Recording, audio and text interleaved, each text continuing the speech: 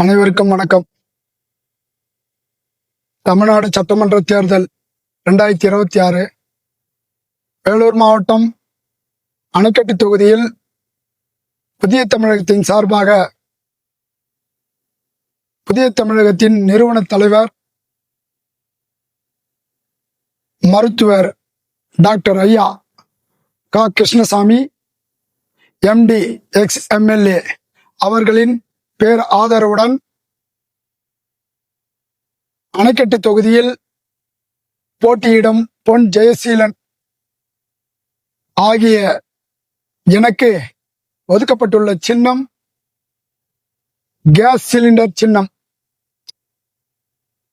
அணைக்கட்டு தொகுதியின் வாக்காள பெருமக்கள் வருகின்ற 23/4/2026 தேர்தலில் அணைக்கட்டு தொகுதியில் கேஸ் சிலிண்டர் சின்னத்திற்கு